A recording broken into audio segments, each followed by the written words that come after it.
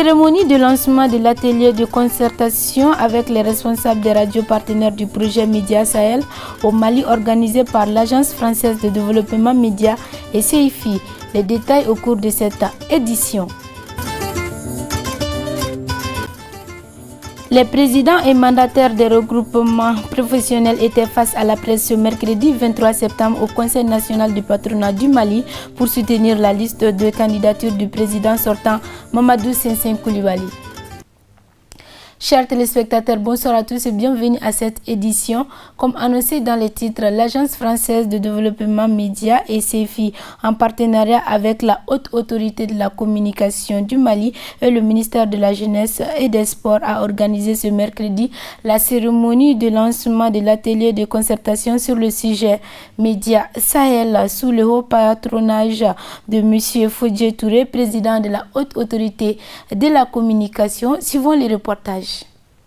Cet atelier de concertation du projet Média Sahel avec les responsables des radios a été organisé dans le but de renforcer les capacités des médias locaux et la production de contenu par et pour les jeunes sahéliens, afin de contribuer à travers les médias l'inclusion de la jeunesse à la sensibilisation et au développement démocratique des pays du Sahel.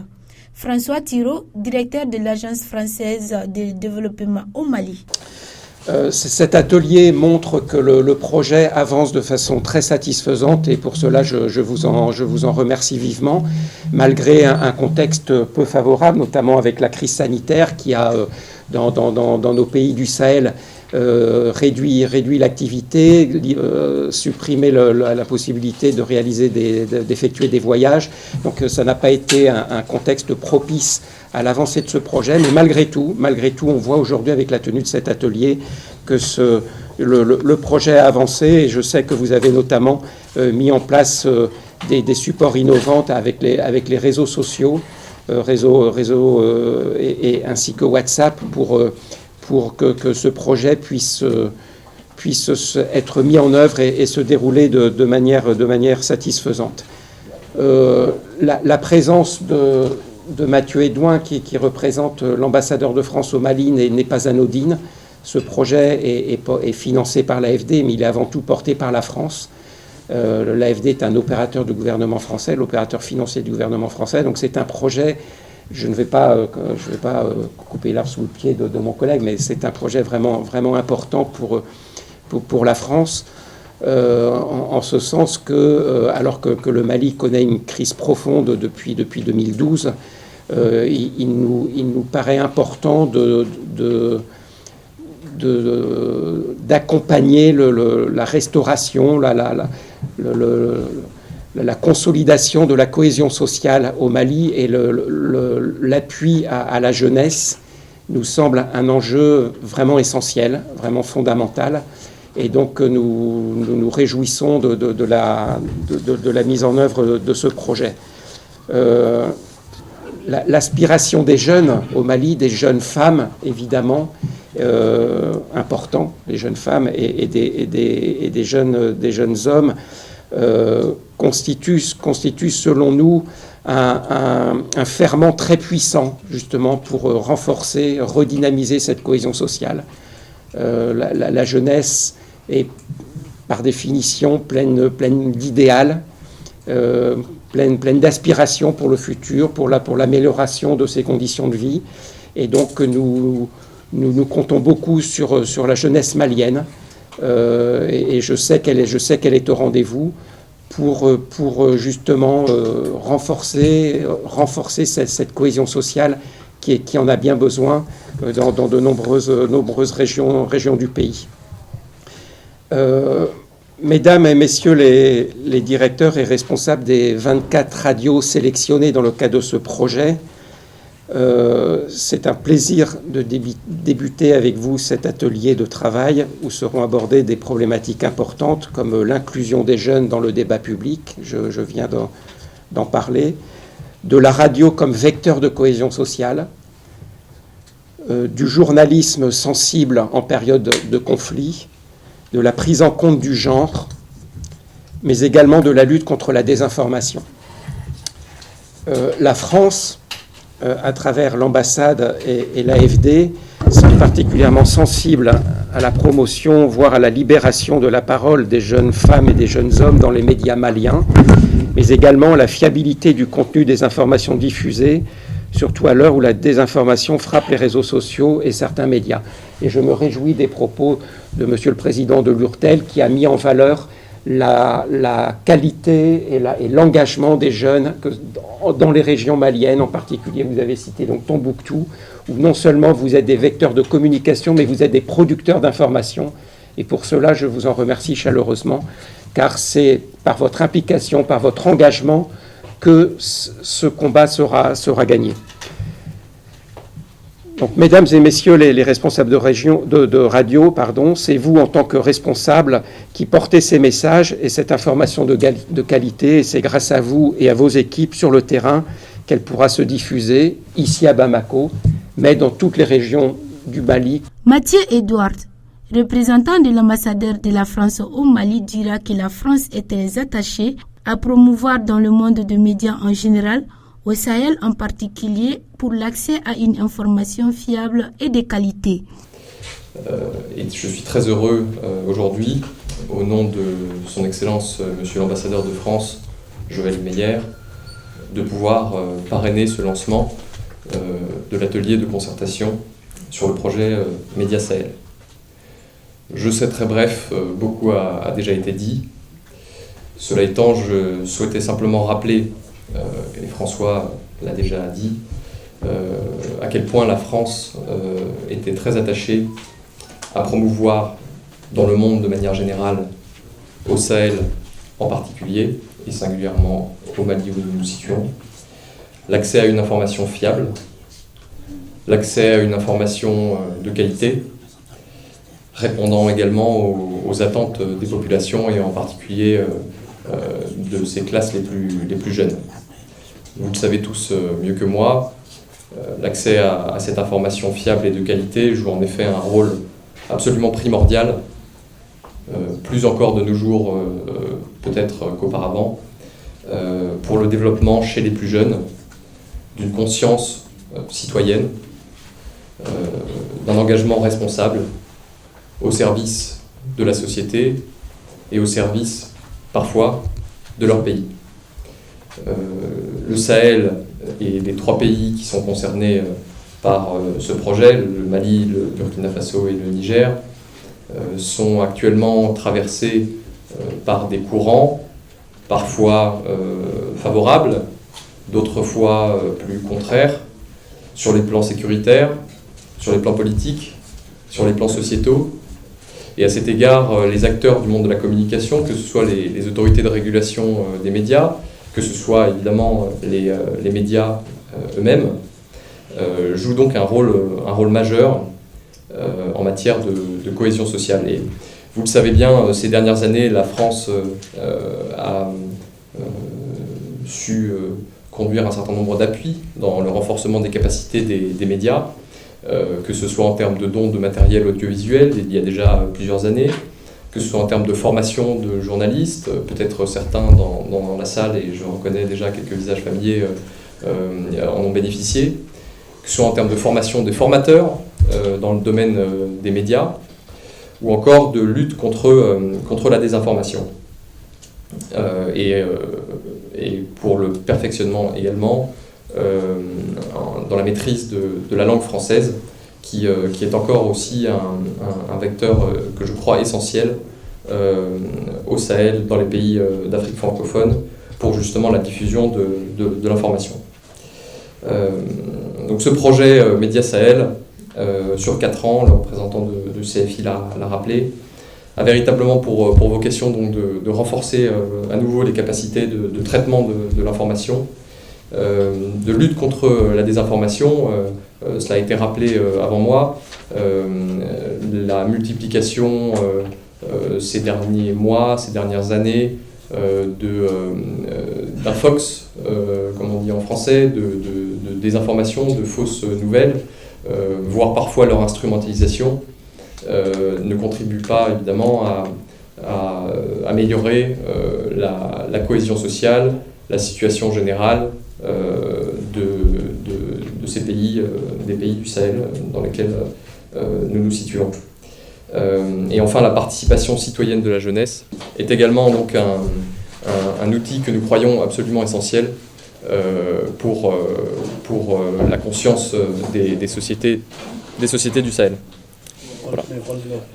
Donc je vous souhaite vraiment tout le meilleur au nom de l'ambassadeur de France à nouveau pour ces 3 prochains jours, dont j'espère qu'ils sauront remplir leur office. Je vous remercie. Le président de l'URTEL, Bandjougou Dante, rappelle que ce projet, dans le contexte actuel, est un projet important pour les 3 pays du Sahel. C'est avec beaucoup de bonheur que l'URTEL prend la parole ici ce matin à travers ma personne pour vous souhaiter la bienvenue. Nous devons également rappeler que ce projet, dans le contexte actuel, est un projet important pour les 3 pays du Sahel, à savoir le Mali, le Burkina Faso et le Niger. C'est un projet qui a été mûrement réfléchi. Malgré les incompréhensions du départ, nous avons réussi dans les échanges à nous entendre et à nous comprendre. Ceci étant, nous pensons que les radios qui ont la chance d'être retenues dans ce projet doivent se féliciter d'un certain nombre de choses. Ce n'est pas un choix arbitraire qui a été fait, mais c'est une sélection transparente, rigoureuse, qui a conduit effectivement au choix de ces radios-là suite à des appels lancés à l'ensemble des radios maliennes. Celles qui ont porté les meilleurs dossiers ont été retenues par un comité composé véritablement d'acteurs majeurs de la presse et nos partenaires de CEFI. Ceci étant, votre présence ici témoigne de la qualité des activités qui se font au niveau de vos radios dans les différentes régions. Si vous avez réussi à présenter les meilleurs dossiers, vous devez réussir également à être des meilleurs participants.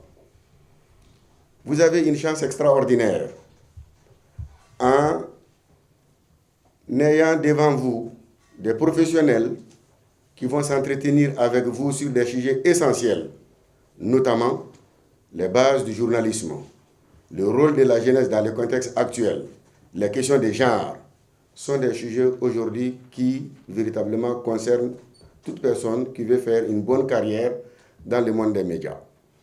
Nous vous invitons vraiment à plus d'assiduité, à mériter la confiance qui a été placée en vous par vos organes respectifs pour être là. La démarche des CEFI est une bonne démarche. La preuve, c'est qu'avant Média Sahel, nous avons réussi avec ces partenaires importants à avoir un vivier de formateurs. Et ce vivier de formateurs a réussi effectivement à donner des formations à l'intérieur du pays au plus grand bonheur de beaucoup de médias maliens. L'URTEL se félicite d'avoir beaucoup de représentants parmi, ou la quasi-totalité de ces viviers sont nos membres. Ça, c'est un renforcement des capacités important qui aujourd'hui nous honore, qui aujourd'hui nous réconforte. Nous sommes également satisfaits du fait que dans le cadre de la pandémie de coronavirus, nous avons travaillé avec CEFI sur des questions essentielles. C'est l'occasion pour moi de rendre un hommage appuyé à 2 de nos jeunes coordinateurs régionaux de Tombouctou, à Lucien, j'aimerais que vous vous leviez. Et Mahmoud Bokoum, coordinateur régional de Mopti, qui se sont engagés à assurer les productions qui ont été diffusées sur les radios. Les productions n'ont pas été faites à Bamako, elles ont été faites en région. À Mopti, nous avons produit le Bambara, même si les Ségoviens aimeraient produire Bambara, et Peul. À Tombouctou, on a produit Sonraï et Tamashek. Je pense que ces contenus radiophoniques ont été d'une qualité exceptionnelle à travers des jeunes qui constituent l'avenir de notre organisation. C'est le lieu de les remercier, c'est le lieu de les féliciter, c'est le lieu de les encourager. Nous devons également nous réjouir de l'arrivée récente de notre grand frère, Diagola, comme représentant de CEFI, et nous pensons que sa connaissance des hommes, de l'environnement des médias, peut être un plus. Nous souhaitons bienvenue au grand frère et nous lui témoignons l'expression de notre volonté à accompagner et à nous impliquer pour le succès du projet. Je ne saurais terminer sans inviter une fois de plus les journalistes qui ont la chance de participer à ces ateliers, de ne pas être avares au sortir de ces ateliers. Pour ne pas être avare, il faut avoir quelque chose qu'on refuse de donner. Alors, comme vous êtes là, armez-vous de patience, armez-vous d'implication, comprenez ce qui est là. Et je pense que chacun de vous, bien formé lors de ces sessions, peut être un très bon ambassadeur de l'URTEL dans sa localité pour nous aider à relever les défis de la professionnalisation et de la formation de nos membres. Le ministère de la Jeunesse et des Sports s'est dû heureux d'être partenaire de ce projet. Remercier chaleureusement l'Agence française de développement pour avoir porté son choix sur le ministère de la Jeunesse et des Sports pour assurer le lead institutionnel de ce projet qui, nous en sommes convaincus, aura un impact positif sur la visibilité qu'on veut donner à la jeunesse sahélienne en général et à la jeunesse malienne en particulier. C'est pourquoi le ministère de la Jeunesse et des Sports est d'autant plus heureux d'être partenaire de ce projet, afin que la radio, qui constitue un vecteur important de la communication, puisse être un vecteur pour véhiculer la positivité, la vigueur et tous les sens de dévouement, mais aussi de la citoyenneté de la jeunesse malienne pour ses aspirations les plus profondes, notamment accorder à notre pays toute la place que la jeunesse doit jouer. Je voudrais, avant de terminer, remercier encore une fois le projet Média Sahel d'avoir porté son choix sur des panélistes de haute qualité, notamment le grand frère Tchona Mathieu Kone, pour assurer les travaux et l'animation des thèmes à l'endroit de ces 24 radios sélectionnées pour ce projet. Sur ce, je vous remercie et je souhaite bon atelier à tout un chacun. Ce projet permettra à cette couche vulnérable de notre société d'avoir davantage accès à l'information fiable, sensible au genre et à la crise, selon le président de la Haute Autorité de la Communication. C'est un réel plaisir pour moi de m'adresser à vous à l'occasion de la cérémonie de lancement de l'atelier de concertation sur le projet Média Sahel. Au nom de la Haute Autorité de la Communication et au mien propre, je voudrais vous remercier très vivement de votre présence qui rehausse l'éclat de cet événement.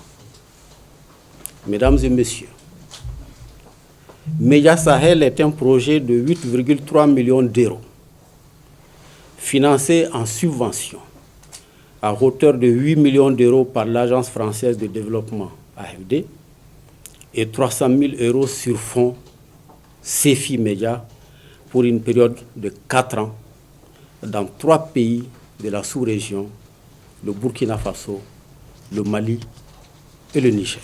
L'objectif du projet est de promouvoir à travers les médias l'inclusion socio-politique des jeunes hommes et des femmes confrontés à la crise que traverse le Sahel. Un autre objectif est de permettre à cette couche vulnérable de notre société d'avoir davantage accès à l'information fiable, sensible au genre et à la crise, et axée sur les préoccupations afin de leur permettre de s'approprier l'espace médiatique pour participer de manière plus équitable et apaisée au débat public. Les actions du projet se structurent autour de deux composantes.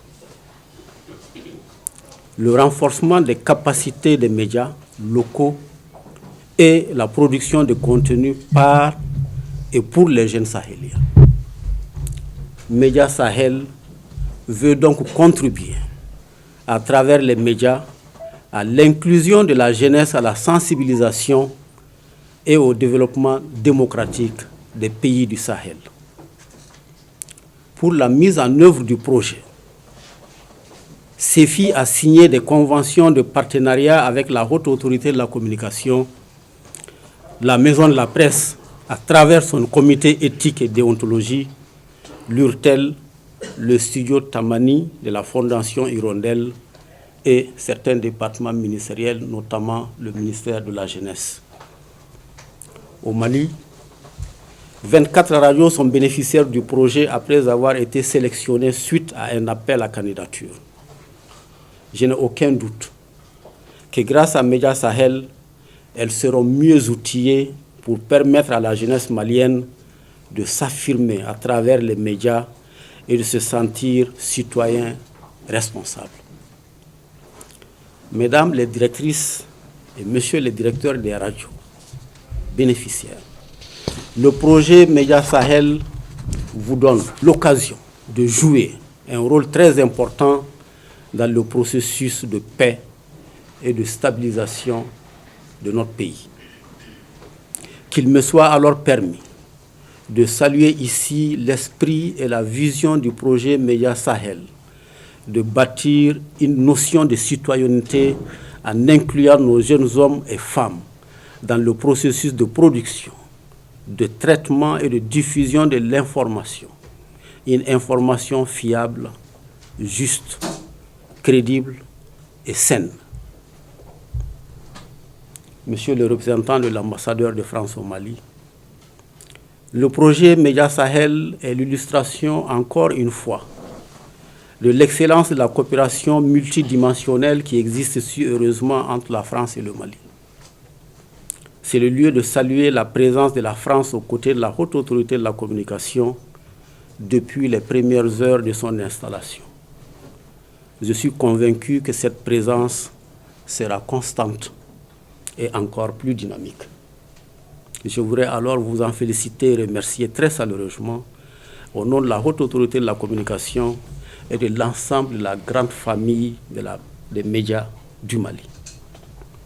Chers participants, le projet Média Sahel qui vise à renforcer la participation des jeunes aux côtés des élus et des organisations de la société civile à travers les espaces d'échange entre ainsi dans sa phase active avec ce premier atelier de concertation avec les directrices et directeurs des radios bénéficiaires qui verront leurs capacités renforcées.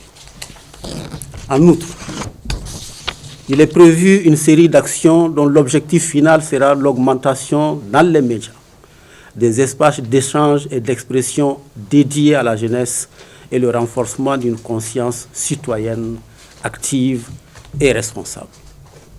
Ainsi, pendant 3 jours, entre hommes d'expérience, je vous emprunte encore le mot, entre hommes d'expérience de radio et de médias, vous aurez à échanger sur des thématiques d'une grande importance, comme la conférence inaugurale qui porte sur le rôle des médias pour la promotion et la participation de la jeunesse.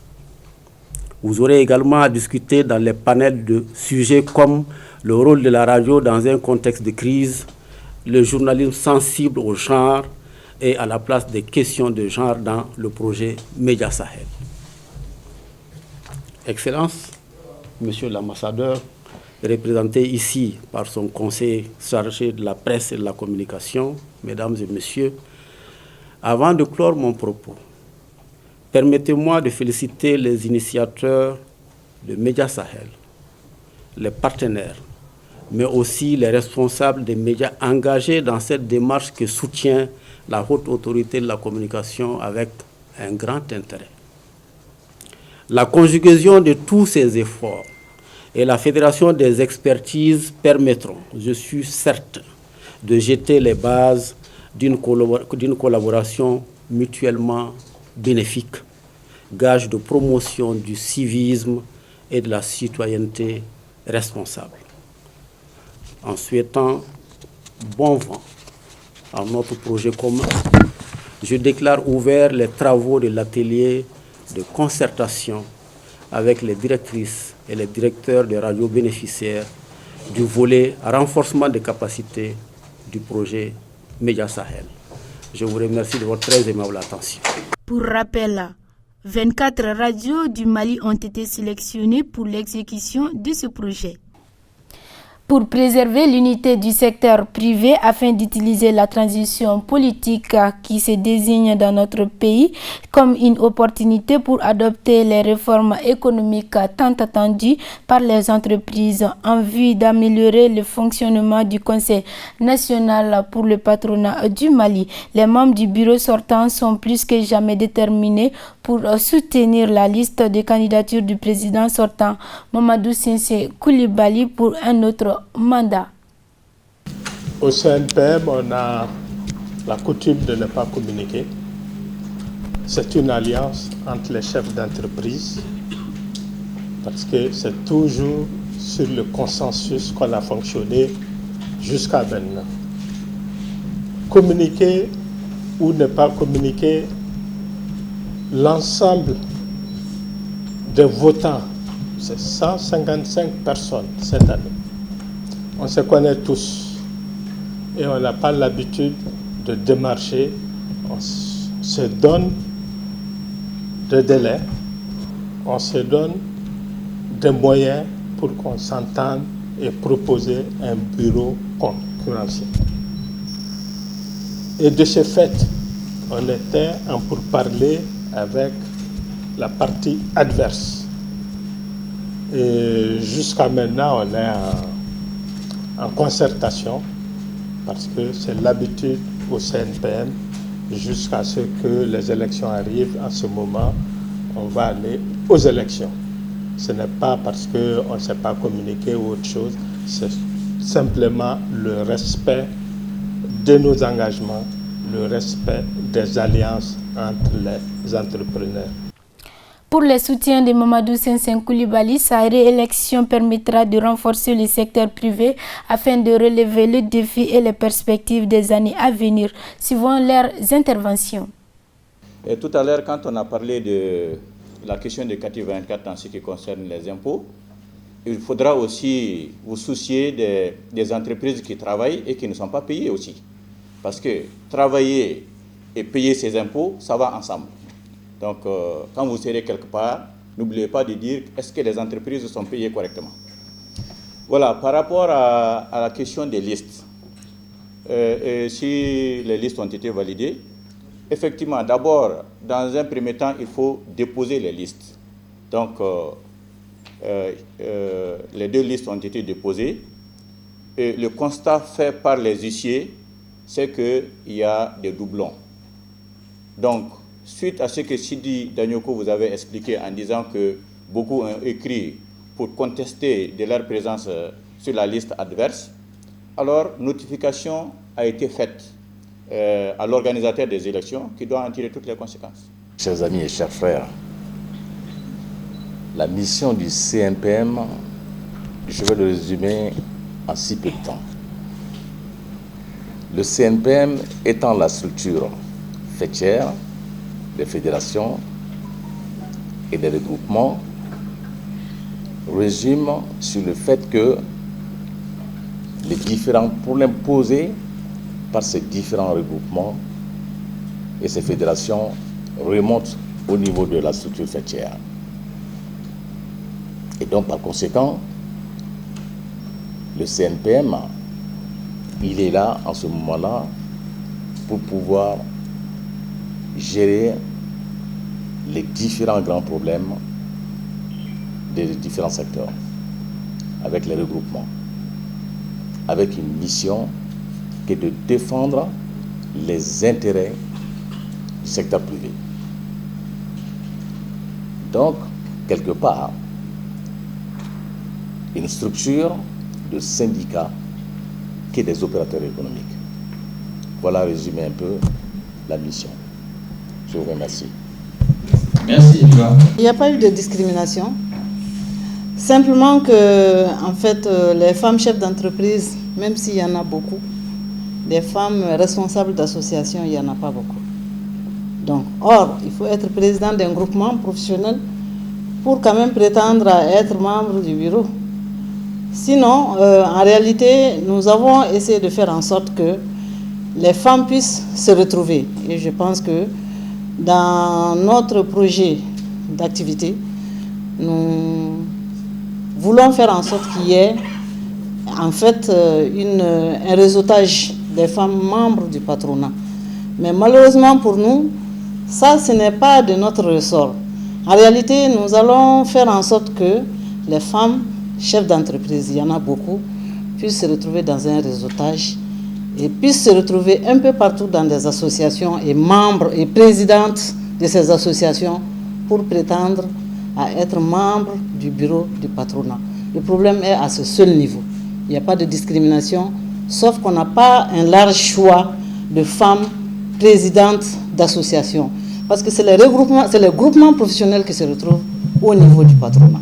Donc, quand vous n'êtes pas président ou responsable d'un groupement professionnel, vous ne pouvez pas prétendre être membre du bureau du patronat.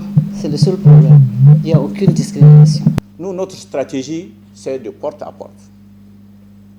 Les 155 délégués qui constituent le collège électoral ne sont pas au grand marché là-bas. Ne sont pas devant ce QG aussi. Il y en a qui sont dans la salle, il y en a qui sont dans les régions. Et ces gens-là se connaissent depuis des années. Nous n'avons pas une campagne en direction de ceux qui ne savent pas de quoi il s'agit. Notre campagne est dirigée vers ceux qui portent le secteur privé. Pas ceux qui veulent prendre le secteur privé en otage. Ceux qui portent le secteur privé. Donc, par conséquent, nous nous connaissons. Nous avons fait le porte-à-porte. Nos délégués, nous sommes en contact permanent. Pour répondre à l'autre question, maintenant que les délégués sont connus, quel est le nombre de nos délégués? Bon, moi je ne vais pas vous dire dans la salle le nombre de nos délégués. Vous savez déjà le nombre d'organisations qui supportent notre campagne et vous voyez le poids des organisations qui supportent notre campagne. Quand vous avez les banques, les industriels, les entrepreneurs, vous avez, par exemple, pour soutenir notre campagne, pour dire que ce n'est pas comme une autre campagne, vous avez les ordres professionnels du BTP qui ne sont pas membres du patronat, mais qui savent que si les entreprises du BTP ont du travail, ça fait travailler les ingénieurs conseils, ça fait travailler les architectes, ça fait travailler les urbanistes, ça fait travailler les géomètres experts. Donc vous voyez, ceci, c'est le public auquel on s'adresse pour faire marcher le secteur.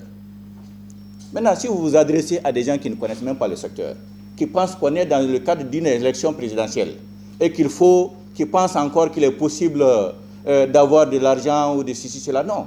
Ceux qui sont avec nous, personne ne reçoit rien, il n'y a pas de frais de déplacement, il n'y a rien, chacun vient par lui-même. Bon, je continue à répondre aux questions. On avait dit qu'il y a d'habitude, il y avait un consensus. Est-ce que le consensus ne pénalise pas les patronats maliens, etc.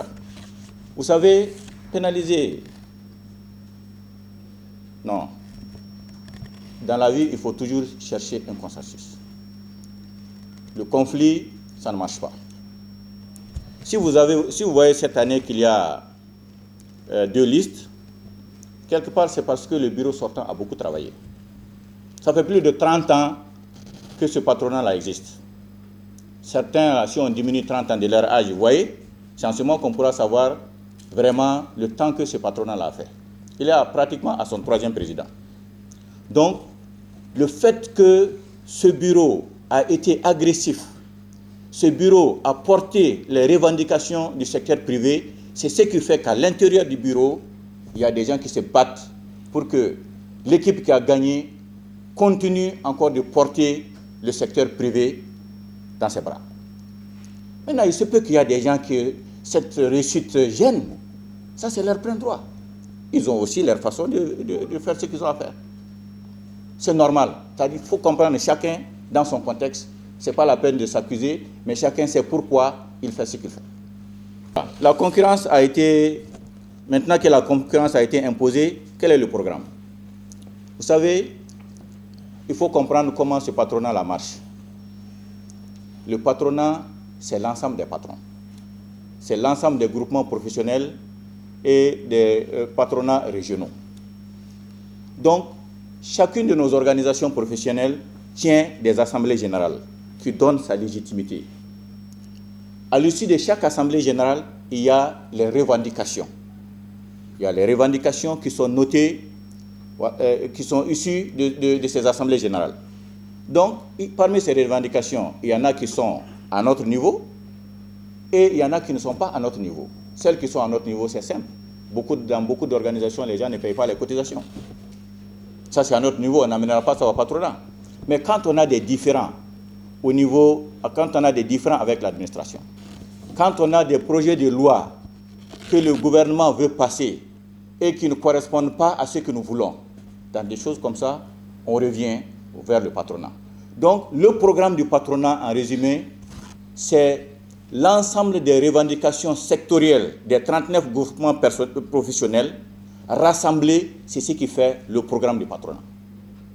C'est difficile pour quelqu'un de dire « moi j'ai un programme pour 39 organisations professionnelles ». Ce n'est pas possible. Par contre, 39 organisations professionnelles amènent les revendications issues de leurs assemblées générales. Voilà ce qui nous a été demandé et voilà ce qu'on peut régler, ce qu'on ne peut pas régler. La preuve, c'est que quand les gens vont retourner en assemblée générale, on demande le point d'exécution des recommandations. On ne demande pas le point d'exécution du programme de tel candidat, non.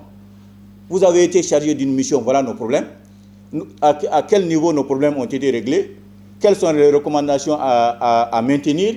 Quelles sont celles à ne plus maintenir pour telle ou telle raison? C'est de ça qu'il s'agit. Le patronat est là pour supporter, pour soutenir les groupements professionnels. Un groupement professionnel, un truc très terre à terre. Un groupement professionnel qui dit vraiment, nous, notre difficulté essentielle, c'est d'avoir une bicyclette. Parce qu'on a regardé, on a vu ce qu'il nous faut, c'est ça. Quelqu'un dit d'accord, mais moi je vais vous donner une voiture. La personne vous donne une voiture, ne donne pas le chauffeur, ne donne pas le carburant. Est-ce que cette personne a réglé votre problème? Voilà, c'est de ça qu'il s'agit. C'est ce qu'il faut comprendre par rapport à cette affaire du programme. Le programme, ou bien nous qui sommes les présidents des organisations professionnelles, est-ce que nous savons ce que nos adhérents veulent, oui ou non? C'est de ça qu'il s'agit. Maintenant, quelqu'un qui peut faire un plus, il le fait un plus, mais il n'y a aucune obligation de résultat pour quelqu'un qui veut faire plus.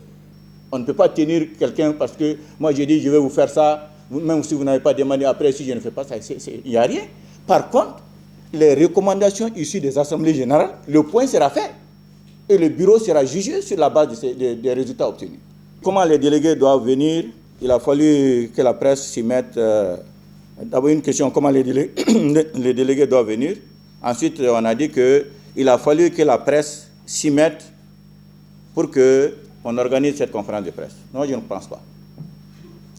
Nous prenons l'exemple de personne. Tous ceux qui soutiennent la candidature de Mamadou Cincin Coulibaly ne prennent l'exemple de personne. Nous avons notre propre stratégie. La presse ne peut pas nous obliger à intervenir. On a notre propre timing qui nous appartient nous-mêmes. On n'est sous aucune pression de presse. La presse a son agenda, nous avons notre agenda. On ne sait même pas quel est l'agenda de la presse, mais nous savons notre propre agenda. Pas journaliste, mais c'est la question qui a manqué. Pourquoi la candidature de Moussa Cincin Coulibaly? Pourquoi pas? Il a droit à 2 mandats, n'a fait qu'un. Donc il y a d'abord la légitimité pour quelqu'un qui a réussi et qui a travaillé pendant ces 5 ans-là, avec cette liste-là, de prétendre à un 2e mandat. Et par coutume, par tradition, par us, par apprentissage de nos aînés, c'est toujours quelque chose auquel on a donné suite. Donc la première raison, c'est peut-être que on fasse 2 mandats avant de faire une révolution. La deuxième, il y a 2 façons de réformer. Il y a toujours besoin d'améliorer. Et je pense que dans les propos introductifs, il vous a été présenté un document là qui concerne la coordination des groupements professionnels. Donc c'est la preuve que la liste que Mamadou Sassin Coulibaly dirige et qui vient à ces élections-là vient avec aussi une proposition de réforme. C'est pas pour un statu quo. Donc je conclurai en disant que c'est pour un 2e mandat dans la réforme. J'ajoute à ces propos que chacun son style. Nous avons choisi de ne pas être des stars des médias. C'est un choix volontaire, parce que c'est pas compliqué de faire ça. Si on voulait parler dans la presse, on le ferait tous les jours. Si on veut être sur les panneaux publicitaires, il n'y a rien de plus facile. Moi, je suis président du GEPAC, le groupement professionnel des agents de communication et des régies publicitaires. Tous les 100% des panneaux qui sont en ville, leurs propriétaires siègent dans mon bureau. Donc si on veut, demain, on serait sur 100 panneaux dans la ville de Bamako. Mais ça ne correspond pas, selon nous, à l'objectif de cette élection. On n'en voit pas la nécessité, parce que pour nous, ça s'appelle jouer au plus malin avec les chefs d'entreprise. Pour nous, ils sont trop responsables pour ça, pour essayer de les prendre pour des enfants. Mais justement que c'est des adultes qui font des choix responsables et ils ont besoin de savoir simplement quand ils te choisissent, qu'est-ce que tu as fait, qu'est-ce que tu comptes faire, de quoi tu es capable. C'est tout, c'est 155 personnes. Si nous voulions remplir cette salle aujourd'hui, nous avons appelé 20 organes de presse. Si on voulait faire du spectacle, on aurait convoqué, il y a 300 médias au Mali. Il n'y a rien de plus facile que de remplir une salle. Si on voulait remplir la salle, dans toutes nos organisations professionnelles organisent des assemblées générales ici, chaque organisation à elle seule peut remplir cette salle. Nous en avons plus d'une vingtaine dont les présidents sont là. Si on voulait faire des spectacles, on vous aurait rempli cette salle et tout le patronat avec s'il le faut. Mais ce n'est pas ça le but. Et c'est surtout pas ça, en tout cas notre ambition. Notre ambition, ce n'est pas de faire du spectacle. Notre ambition, c'est de travailler pour le secteur privé. Défendre ses intérêts, faire des réformes internes, nous-mêmes à notre sein pour améliorer notre instrument de travail, le patronat, des réformes externes qui améliorent la compétitivité de nos entreprises. Voilà nos objectifs, et pas plus. Et pour ça, on n'a pas besoin d'organiser une conférence de presse chaque matin. On n'a pas besoin d'un QG qu'on peut brander à volonté. On sait le faire, c'est notre métier. On aurait pu brander autant de bâtiments qu'on veut dans la ville de Bamako s'il le faut. Mais ça va apporter quoi qualitativement au débat? Absolument rien. Donc, c'est notre style. Nous avons appelé pour vous parler sérieusement. Nous ne vous avons pas appelé, vous avez vu, il n'y a pas d'orchestre ici qui vous appelle. On ne vous a pas appelé dans un hôtel avec un déjeuner, orchestre, animation, griot, etc. Il n'y a rien de tout ça. Parce que ce n'est pas nécessaire. Nous voulons juste vous délivrer un message, que vous compreniez que nous avons une liste qui est sérieuse, qui est crédible, qui est légitime et qui a la capacité de défendre les activités du secteur privé. Ensuite, on voulait vous expliquer nos motivations et qu'est-ce que nous entendons faire. C'est ça le but. Donc, merci de noter que c'est juste une question peut-être de style, peut-être une question d'ambition ou peut-être de méthode. Peut-être qui vous donne, que vous voyez. Donc, à vous d'apprécier. Nous laissons les chefs d'entreprise apprécier. Ils sont bien placés pour apprécier. C'est eux qui choisiront entre ce style, qui est un style fait de sobriété, de retenue, de concentration sur l'essentiel, et un style fait sur du tapage médiatique, de la visibilité à volonté, de la promotion personnelle, etc. etc. Ce n'est pas notre choix, ce n'est pas notre style. Voilà. Nous avons des visions différentes, mais il est sûr que selon nous, et vous avez vu dans le document que nous avons dans notre vision, il y a 3 piliers. Et c'est dans le document, c'est écrit. Ce n'est pas compliqué, 3 piliers. 1. Réforme économique. Tout ce qui va être fait si ce bureau est élu, premier point, les réformes économiques. Ces réformes vont venir d'où? Des groupements professionnels. Ce n'est pas le bureau du patronat ici qui va initier les réformes. Les réformes vont être initiées dans les groupements professionnels parce que ça correspond à la réalité de leur marché et de leurs problèmes. Ils vont initier les réformes, le patronat va porter les réformes. 2. Nous allons appuyer au groupement professionnel et au CPR, qui sont en fait l'épine dorsale du patronat, qui ont besoin de se sentir accompagnés, soutenus, et qui doivent pouvoir par moment sentir qu'ils ne sont pas seuls dans les combats. Donc un bureau à leur service. Et c'est eux qui vont faire les réformes qu'ils jugent nécessaires de leur instrument et mener l'action qu'il faut. 3, la bonne gouvernance. Parce que nous savons que quels que soient les efforts que nous allons faire, même si nous avons des bonnes réformes économiques, si nous avons des groupements qui fonctionnent, si nous n'avons pas en face un bon leadership au niveau de l'État, au niveau de l'administration, nous n'avancerons pas. Nous avons besoin de plaider la bonne gouvernance pour que nous ayons une administration neutre qui est un régulateur et non un compétiteur et non un concurrent des entreprises. Voilà la vision. 3 piliers. Rien de compliqué. C'est sur ça que nous allons nous concentrer. Nous n'avons pas besoin d'écrire un livre pour ça. Ce n'est pas nécessaire. Ainsi prend fin cette édition d'information. Merci à vous de l'avoir suivi et bonne suite au programme sur La Liberté Télévision.